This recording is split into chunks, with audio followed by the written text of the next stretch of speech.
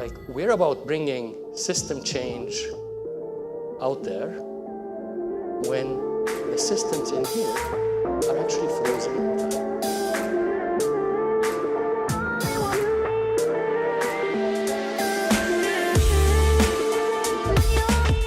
So listen, how many of you in the past couple of months have either said, heard, or read this phrase, we need to bring about system change?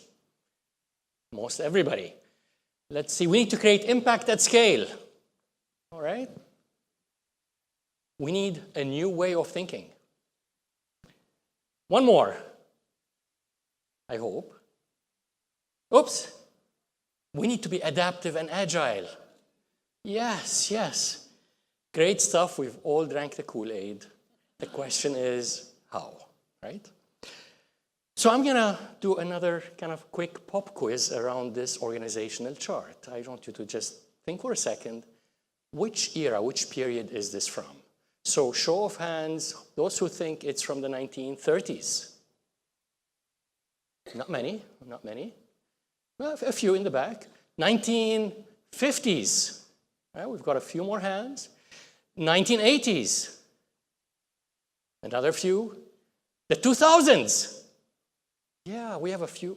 It's actually all over the map, it seems, right? In fact, it's hard to tell. This could be last year's org chart. It could be 100 years ago. In fact, this is from 1920s. It's the railway, New York Railway. But the reality is it's just really difficult to say when it was from.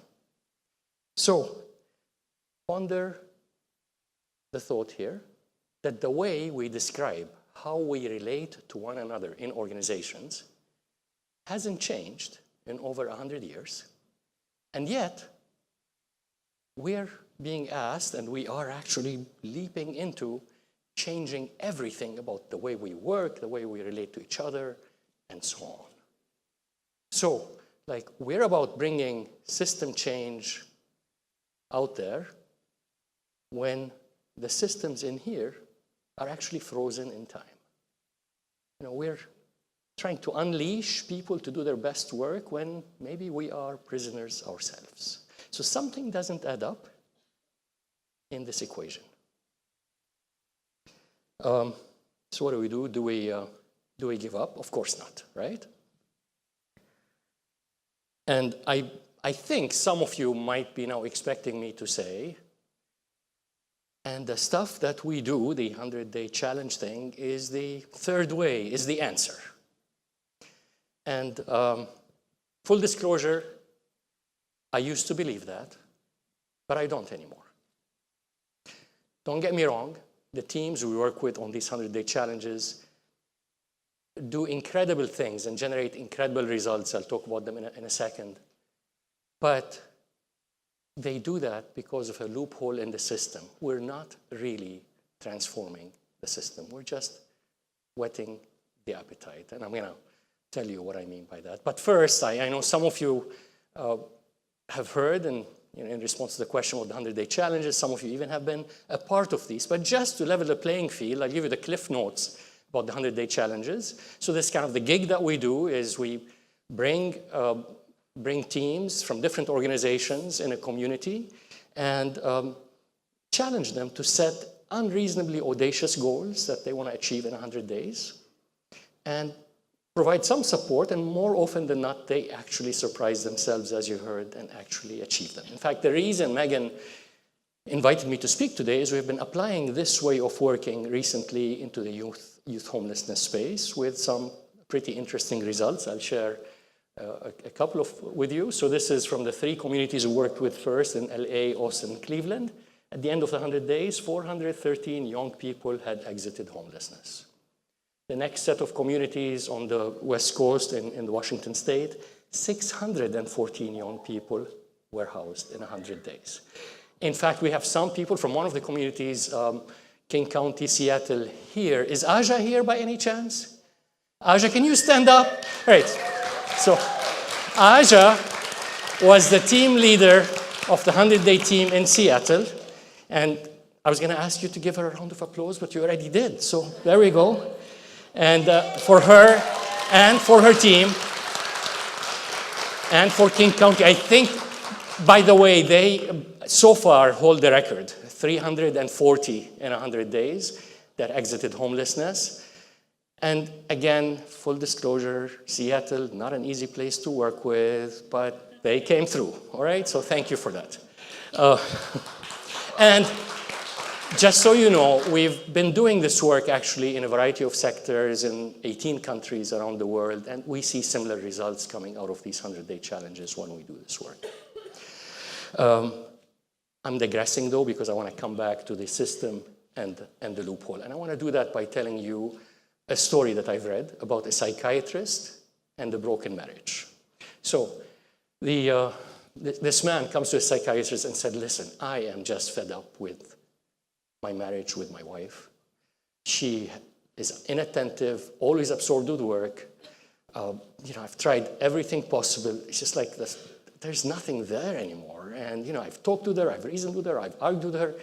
It's been years, nothing has changed. I'm really fed up. I'm resentful. In fact, I'm really angry, and I want to get back at her. I want to hurt her. I'm going to ask for a divorce. So the psychiatrist said, wait a minute. That may be the worst thing you do if you really want to hurt her from what you're describing. If you ask for a divorce, she's going to be a happy woman. So here's another strategy. Why don't you pretend for the next 2 months that you're the best thing that has happened to her, and be the person of her dreams for 2 months. So she comes at home, you ask her about her work, you take over the kitchen duty, you bring her tea in the evening, coffee in the morning, just no arguments, no questions, just be there. And once she begins to warm up to the relationship, then you take your moment and drop the bombshell that you want to divorce her. I think you know where I'm heading with this. First month he went out, he did that, came back to the psychiatrist, said, I think I kind of have her where I want her. He said, great, keep at it for another month. Comes back the second month, says, she's there, And so the psychiatrist said, terrific, drop the bombshell. Tell her you're going to divorce her. And he says, why would I do that? I mean, I'm feeling it. I'm acting this. I've been acting, but I'm beginning to be real for me. And something has changed here. I'm going to give this marriage another chance. So, by the way, I read this in a book by the son of Stephen Covey, so I didn't make this up, even though it feels like an unlikely story. I switched the genders on this, just so you know. And the question is, what does this have to do with 100-day challenges and with systemic change? So let me unpack the story a bit for you. So the first thing is, this story illustrates something I think that's pretty profound in how our mind works, which is, it's captured by a sentence or a phrase. Here we go. It is easier to act your way into a new way of thinking than to think your way into a new way of acting, okay? And I didn't come up with this, by the way, and a lot of people claim it, so I just put anonymous there because I don't know who came up with this. The way this translates for us is that in change efforts, typically what happens is the following. You start with planning, analysis, and work on awareness building, mindset change in the hope that behavior change follows, system change, and better results. And in the 100-day challenge work, we actually flip this on its head. Sorry about this. It's going to settle down. We start with the results, commitment to results. That induces behavior change, and mindset change emerges as part of the process. And mindset change is the basis for system change. So in the 100-day challenge work, 2 days into the effort, the team commits. Day 3, they start to act. No planning, no 10-year plans, right? I mean, all of this is good, but we just jump into it and they start to pivot, just like our data guru told us earlier. That's part of the process. So that's one bit I want to mention. The question is also, what do they commit to? And again, we want to go back to our wonderful psychiatrist. So what did he ask the man to commit to? He didn't ask the man to commit to actually loving his wife. The man wasn't ready for that, right?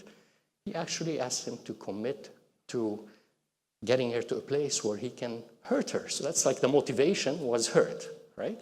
So I don't want to suggest that you carry this analogy to the youth homelessness work. But stick with me for a minute here. What we try and do with this work is start with where the community is ready. And more often than not, we find that that translates into some form of actually having an impact on the housing situation of youth who are homeless. So just to share with you an example from one of the 5 communities we're working with now in Hennepin County, that's the goal they set 50 days ago. Safely and stably house 150 youth, age 16 to 24, for 75% will be employed, and they defined what that means. So that's the framing of most of these at this stage in youth homelessness. It doesn't have to be that way, but we find that rather than asking for commitment for housing first and rapid rehousing and hugging each other and so on, we say let's commit to something we all can wrap our heads around and feel good about. And typically it takes a form like this. Now bear in mind, the number, as important as it is not the point. The number is what happens when people strive for these numbers and the relationships that emerge out of that and the shifts that happen. A couple of other quick things I want to mention in relation to this story. One is that a concept that some of you might have heard about in a TED talk by Amy Cuddy. It's called Fake It Till You Make It. If you haven't seen it, it's worth seeing. 34 million views, right? And how this translates for us in the 100-day challenges is this involves also leaders. These teams typically are frontline teams, but we work with leaders first. And one of the things we ask them to do is to step back and really leave the space open for these teams to experiment, to make mistakes, to take agency. And some leaders, for them, it comes naturally. For some others, it doesn't. But we tell them, listen, don't try to rationalize this. Just go with the flow, trust us, something good will happen, and the habits begin to develop over the 100 days in some cases. So it's really fake it till you believe it, okay? And the other bit is the 100 days. A lot of people ask us about the 100 days. Why 100 days? Think of the psychiatrist. If he had asked this man, go and pretend for a year, chances are he wouldn't have started this whole journey. So if we're looking at changing behavior and actions, let's keep it small and contained and time-bound, because we avoid in doing that what I like to think of as the tyranny of the forever when we're talking about changing behaviors. I can go on, talk about other stuff. I notice I'm short on time, so I'm going to skip the details, but I want to leave you with a thought or plant a seed, which is when you see in this work, and hopefully you will see more of this, these types of results. That's typically what emerges in the 100-day challenge work. But keep in mind the bigger picture, that this is really about a shift in relationships, shift in mindset, shift in the power dynamics in the systems that this work takes place. And that is really what is enduring about this. And this was driven home to me by a team leader of one of the 100-day teams that we worked with on veteran homelessness, who was presenting at an event with a number of other team leaders from other cities after the 100 days to talk about what they achieved and to talk about the learnings. And so she started by talking about her results, and then she showed this picture here. And it reads, it's a form of Japanese art, which is to repair with gold. It's the art of repairing pottery with gold or silver lacquer and understanding that the piece is more beautiful for having been broken. And she said, the reason I'm showing this is because this tells the story of our team. When I started the 100 days, we were sitting at the table, I wouldn't look this other team member in the eye. She was from the VA, this team leader, the other one's from the Public Housing Authority, because we had so much baggage and history, and that was actually the norm across many of the team members. She led the team in Denver, actually. And she said, this was the start of the journey. A week ago, I was meeting with my team to prepare for this effort, or for this event that I'm coming to, and I told my team, I might not be able to make it because my babysitter canceled on me. She had a 1-year-old baby, so maybe one of you can go in my place. The same woman who didn't look her in the eye said, you know what, you go, I'll take a day off from work and watch over your daughter. That's healing of the relationship. Great and exciting stuff, but I just want to go back to the loophole, which is, have we changed the system here? And my view is Not really, not quite. We're dipping our toes in the water. Why? Because these same 100-day team members, after the 100 days, go back into the systems they came from. Organizations that feel sometimes oppressed by the system that they're in. Even within the organizations, sometimes the hierarchies make it difficult, et cetera. So you end up with the results being sustained, but the experience becomes a distant memory of how work actually could be and should be. Fun, engaged, empowered, collaborative, purposeful, transparent, all of the things we aspire for that unfortunately aren't the way work is. So maybe we are faking it. Living in this fantasy of the permanence of the changes we see during the 100 days, that really one day, organizations like the ones working on youth homelessness, for example, in a community, come together spontaneously and kind of transcend all the power differentials between them, funder and service provider, and within them, leader, manager, frontline person, that the leaders show up to meetings with their team and with their peers and park their ego at the door. That people who are actually close to the work and being a part of the work are given truly, or feel the agency themselves and have the space to do what needs to be done rather than always being constrained. That when we show up and commit to a common purpose, that we actually put our agendas aside. It's a fantasy, so maybe we are faking it in the hope that one day we will make it. Thank you.